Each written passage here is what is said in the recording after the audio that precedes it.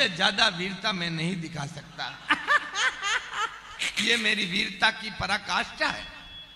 एक बार मैंने कोशिश की, घर पे गया और अपनी पत्नी को कहा मेरे लिए भोजन लाओ, तो लुगाई मेरे लिए रोटियां लाई और उस पर घी नहीं लगाया। मेरा दिमाग खराब हो गया। मैंने कहा कमा के मैं लाता हूं, तूने घी नहीं लगाया। वो 15 मिनट तक मोबाइल में कुछ करती रही। 15 मिनट बाद बोले मैं 15 दिन से कह रही हूं घर में घी खत्म हो गया, घी लाओ घी लाओ, आप घी लाए क्या? अब के उसके हाथ में जो मोबाइल था, उसने उस मोबाइल को फ्लाइट मोड में फेंका। मोबाइल उड़ता हुआ आया, फन सीधा मेरे माथे में लगा, बन और मेरे माथे में ये मोटा घूमड़ा हो गया। घूमड़ा? मैंने चुपचाप टुकड़े खाए, बाहर आया। बाहर शशि भाई साहब मिल गए। ये बोले मनोज ये तेरे माथे पे क्या हो रहा है? मैंने कहा घूमड़ा हो रहा है, घूमड़ा। ये बोले भैया थोड़ा घी चौपड़ लेता है।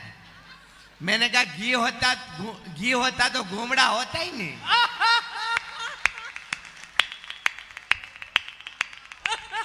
मेरे पीछे भैया कुछ मोबाइल में I think chatting with somebody. I have no problem, chat करो, किसी को भी सेट करो, मुझे प्रॉब्लम नहीं है।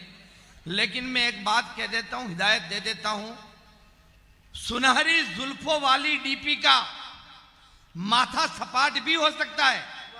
सुनहरी जुल्फों वाली डीपी का माथा सपाट भी हो सकता है, और जिसे तुम माधुरी समझ रहे हो वो मांगीलाल जाट भी हो सकता है।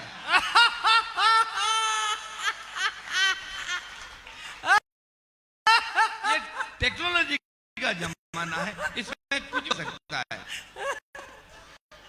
और अगर वो मांगीलाल जाट और तुम उसके हाथ लग गए तो तुमको खाट पे नहीं लिटा दे तो मेरा नाम पलट। मैं तो राजस्थान से आया हूँ, और राजस्थान में जिनके बीच में रहता हूँ उन्हीं की बात करता हूँ। मैं तो रहता हूँ इन्हीं लोगों के बीच में। मुझे नहीं पता मुझे क्या बोलना, बड़ा कंफ्यूज हूँ। You know what is the confusion? Confusion यानी हमारे उधर कहते हैं डपाचूट। और कंफ्यूज मैं बचपन से ही हूँ। बचपन में मेरी माँ कहती मेरा शेर बेटा, मेरे पापा कहते गधा है, गुरुजी कहते उल्लू का पट्टा, दोस्त क्या क्या कहते मैं आपको यहां बता नहीं सकता। लुगाई आई तो सीधा ही जानवर कहने लगी। अब मैं कंफ्यूज हो गया, यार मैं आदमी हूं या जानवर? मैं शशि भाई साहब के पास में, शशि भाई साहब आप बताओ मैं जानवर हूं या इंसान? ये बोले यार तेरी शक्ल से तो पता नहीं चल रहा है। ये मुझे डॉक्टर के पास ले गए। वहां हॉस्पिटल के ऊपर ऑलरेडी लिखा हुआ था पशु चिकित्सालय। समझ तो मैं वहीं गया, फिर भी अंदर गया। मैंने कहा डॉक्टर साहब आप बताओ मैं जानवर हूं या इंसान? डॉक्टर साहब ने कहा जांच करनी पड़ेगी। सिरिंज में ब्लड निकाला, परख नली में डाला, मुझे परख नली पकड़ा दी और बोले वो सैंपल पड़े हुए रख दे। मैंने सैंपलों के बीच में रख दिया। आधे घंटे बाद बोले सैंपल उठा के ला। अब मैं बचपन से ही कंफ्यूज, न जाने कौन सा सैंपल उठा के लाया, डॉक्टर साहब के हाथ में थमाया। डॉक्टर साहब ने जांच रिपोर्ट बनाई, उसमें आया आप ऊंटनी हो और 3 महीने से गर्भवती हो। मेरा दिमाग खराब हो गया। मैंने कहा ये नहीं चलेगा। मैं जानी भाई के पास में, जानी भाई आप बताओ। ये मुझे पंडित के पास ले गए, किसी अच्छे पंडित के पास चलते हैं। पंडित के पास, पंडित ने कहा कि यार तेरी शक्ल से मुझे भी पता नहीं चल रहा, कुंडली ला। मैं कुंडली ले गया, कुंडली को चारों तरफ से देखे, बोले यार कुंडली से ही पता नहीं चल रहा, पर 90 ग्रह में राहु और केतु की कुदृष्टि है, इसलिए बहुत जल्दी तेरे माथे पे सींग और पीछे पूंछ उगेगी। मैंने कहा पंडित जी को उपाय बताओ। तो पंडित जी ने कहा अपने हाथों से काले कुत्ते को रोटी खिलाना। इतने में दूर से एक काला कुत्ता दौड़ता हुआ आ रहा था, उसके मुंह में ऑलरेडी रोटी फंसी हुई। वो आया, जंप लगाई, रोटी मेरे मुंह में ठूस दी, गप। तो मैंने पंडित जी को मुझे पूछा पंडित जी ये क्या था? बोले यार यूं लग रहा है इस कुत्ते को भी किसी पंडित ने यही उपाय बताया है। अब आप समझ गए हो मैं कौन सा वाला हूं, तो ढंग से तालियां वालियां बजा दो। जिंदाबाद मनोज। आप सभी को जिंदाबाद भाई। आप सभी को प्रणाम करता हूं, मंच को प्रणाम करता हूं, इस खूबसूरत नाइट को, हेलोजन लाइट को प्रणाम करता हूं, दरी जाजम गद्दों कुर्सियों को प्रणाम करता हूं, 33 करोड़ देवी देवताओं को प्रणाम करता हूं, नर नारी देव दानव डायन चुड़ैल भूत पलीत यक्ष गंधर्व पुलिस और पत्नी को दूर से ही प्रणाम करता हूं। और चूंकि मैं राजस्थान से आया हूं इसलिए राजस्थान की सुप्रसिद्ध नायिका भंवरी और उसके चहेते समस्त भंवरों को प्रणाम करता हूं। यह कविता का पवित्र मंच है, पर मुझे यहाँ मेरी उपस्थिति बड़ी अजीब लग रही है। पर फिर सोचता हूं कि एक चाय वाला देश का प्रधानमंत्री हो सकता है, मुन्नी बेवजह बदनाम हो सकती है, शीला टाइम से पहले ही जवान हो सकती है, जिगर से बीड़ियां जल सकती है, तो एक गुजर कवि क्यों नहीं हो सकता है? ये मैं इसलिए कह रहा हूं कि भाई साहब ने कहा था कि एक गुजर भी कवि, ऐसी बात नहीं। मैं तो मंच पे बैठता हूं तो भी भाई साहब मुझे लोग ऐसे कहते हैं कि मनोज तू तो मंच पे ही ऐसे बैठता है जैसे रेल की पटरी पर बैठा हो। दुनिया में सब जातियां हैं, गुजर एक प्रजाति है जो कि समशीतोष्ण उष्णकटिबंधीय भारतीय उपमहाद्वीप में बहुतायत से पाई जाती है। पर सुना है आजकल ये देश में रेल पटरियां उखाड़ने के काम आती है। ऐसी बात नहीं साहब, हम बहुत भोले होते हैं, गुजर बहुत भोले, इतने भोले। एक बार मेरे घर में चोर घुस गया, मैंने चोर को पकड़ लिया, पकड़कर जैसे ही कूटने लगा मुझे पता चला चोर भी गुजर है। मैंने सोचा यार इसको कूटेंगे तो जाति की पंचायत हो जाएगी, दंड जुर्माना हो जाएगा, क्या करे। रस्सी का टुकड़ा लिया, चोर के दोनों पांव टाइट बांध दिए और सीधा थाने में चला गया। मैंने कहा थानेदार साहब मेरे घर में चोर घुस गया, पकड़ के लाओ। वो बोला तू यहां तक आया, चोर भाग गया होगा। मैंने कहा ऐसे कैसे भाग सकता है? मैंने उसके दोनों पांव टाइट बांध रखे। वो बोले पांव बांध रखे हाथ खुले। मैंने कहा हाँ साहब ये तो मेरे को संपट नहीं रहा, पर वो भाग नहीं सकता है क्योंकि वो भी गुजर है। जिस बात का संपट मेरे को नहीं रहा उसको भी नहीं रहेगा। वो भी पांव से खोले पर हाथ नहीं लगाए।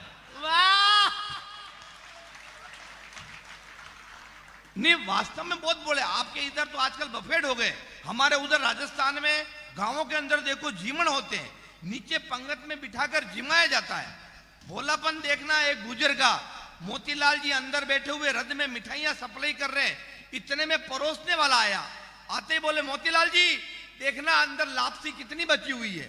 भोलापन देखना गुजर का। मोतीलाल जी अंदर गए, बाहर आए, घुटने तक पांव लापसी में भरा हुआ और बोले बेटा अभी तो इतनी बची है। अच्छा किसी ने कहा मनोज तेरी गृहस्थी ठीक नहीं चल रही, कथा वथा करवा दे। तो मैंने कहा कथा कौन करता है? वो बोले कौन क्या करता है? पंडित जी करते हैं। मैं पंडित जी के पास गया, मैंने कहा पंडित जी कथा करनी है। पंडित जी ने कहा बिल्कुल कथा हो जाएगी। मुझे एक लिस्ट पकड़ी और बोला ये जो सामान है वो ले आना, और मेरी भोली गुजरी को बोला तू आंगन में चौका लीप देना, गंगा जल छिटक देना। अब नियत दिन पर कथा शुरू। मैंने कहा पंडित जी मेरे को क्या करना है? वो बोले कुछ नहीं करना है, जो मैं करूं वही तेरे को करना है। अपने समझ में आ गया, जो पंडित जी करे वही करना है। अब मैंने पंडित जी ने हारमोनियम पर कथा शुरू की। मैं भी बोला पंडित जी बोले ये क्या कर रहा बेवकूफ। मैं भी बोला ये क्या कर रहा बेवकूफ। पंडित जी ने खींच के थप्पड़ मारी, मैंने भी खींच के थप्पड़ मारी। अब हम दोनों गुत्तम गुत्ता लड़ते लड़ते दरवाजे तक चले गए। इतने में मेरी भोली गुजरी उठ के आई, बोली ओ पंडित जी मुझे पहले कहते ये कथा है यहाँ से स्टार्ट होगी और दरवाजे तक जाएगी तो मैं आंगन को वहां तक लीप लेती है। मतलब इतने मस्त आनंद में रहने वाले लोग हैं हम। अच्छा लग रहा हो तो ढंग से तालियां वालियां बजा दो। मैं एक कविता विशेष आपके बीच में पढ़कर जाना चाहता हूं, छोटी सी कविता। और कविता चूंकि यहाँ की नहीं है, मेरे राजस्थान की राजनीति की है, इसलिए कोई दिल पर न ले, और ले तो भी कोई बात नहीं, मैं तो राजस्थान चला जाऊंगा कल। आनंद लेना, मस्ती लेना। एक कविता देश की राजनीति पर कि आजकल देश की हालत बड़ी खराब हो गई, राजनीति जैसे जहरीली शराब हो गई। नेता नशे में डोल रहे हैं, काले को सफेद बोल रहे हैं। शेर गाछ पर जिंदा है, बिल्ली चूहों से शर्मिंदा है। बकरियां काटने लगी है, लोमड़ियां उड़ने लगी है। कुत्तों के पंख आ गए, बंदर भी पगला गए। कौवे बिल बनाने लगे, कबूतर सांप को डराने लगे। हाथी खेतों की रखवाली कर रहे हैं, खरगोश खजूर पर चढ़ रहे हैं। घोड़े शर्म से गड़ रहे हैं और गधे चुनाव लड़ रहे हैं। वाह वाह। चप्पलें घिस गई और कपड़े फट गए। इंसान धर्म मजहब में बट गए। ससुर जी बहू के साथ नाच रहे हैं, बलात्कारी कथा बांच रहे हैं। चीन से कपकपी छूट रही, सरकारें जनता को लूट रही। युवा अय्याशी में झूम रहे हैं, पूर्वी पश्चिम को चूम रहे हैं, मल्लिका की टांगे दिख रही, सलमान नंगे घूम रहे हैं। वाह, यानी ये सब कुछ उलट पुलट उलट पुलट उलट पुलट हो गया और ये मन्नू बेचारा सिर्फ देखता रह गया। इस कविता को मैंने पूर्व प्रधानमंत्री मनमोहन सिंह जी को सुनाई, वो खुश हो गए, और बेटा शानदार कविता है। मैंने कहा क्या शानदार कविता, आपके क्या समझ में आई? बोले इसमें एक लाइन बहुत समझ में आई, ये मन्नू बेचारा देखता रह गया, वहां तू मन्नू बेचारा देखता रह गया या मैं मन्नू बेचारा देखता रह गया। मैं तो आप यहाँ आया भाई साहब, मैं दुनिया का सबसे लकी आदमी हूँ, दुनिया का सबसे लकी आदमी मैं आया हूँ। आप सही कह रहा हूँ, सबको फायदा होता है। मैं इतना लकी हूँ कि पहले मैं भारतीय जीवन बीमा निगम में काम करता था, यानी कि लाइफ इंश्योरेंस करता था, मेरी वजह से सबका फायदा हुआ। आज तक मैंने जिस जिस के बीमे किए सबके पास हुए। वाह, लकी इतना कि मैंने मैरिज ब्यूरो खोला, लड़के लड़कियों की शादियां करवाई, मेरी वजह से सबका फायदा हुआ।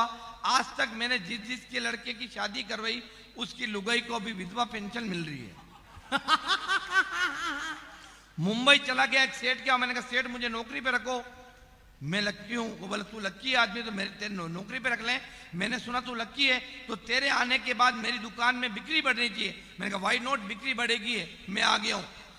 भगवान कसम बिक्री बढ़ी, इतनी बिक्री बढ़ी, इतनी बिक्री बढ़ी, सबसे पहले उसकी दुकान के सारे सामान बिके, फिर उसकी दुकान बिकी, फिर उसका घर और घर का सामान बिका, लास्ट टाइम जब आया दोनों किडनियां बिकवा कर आया हूं। वाह, वाह रे मनोज। दो छोटी सी बेटियां बैठी हुई है, चार पंक्तियां बेटियों को के समर्पित करके मैं अपनी बात समाप्त करना चाहता हूं कि बेटियां क्या है। गुलशन में खिले फूल सी होती है बेटियां, गुलशन में खिले फूल सी होती है बेटियां, जीवन में बीज प्यार के बोती है बेटियां, मत मारो इन्हें कोख में बेटों की चाह में, होता है दर्द बाप को रोती है बेटियां, होता है दर्द बाप को।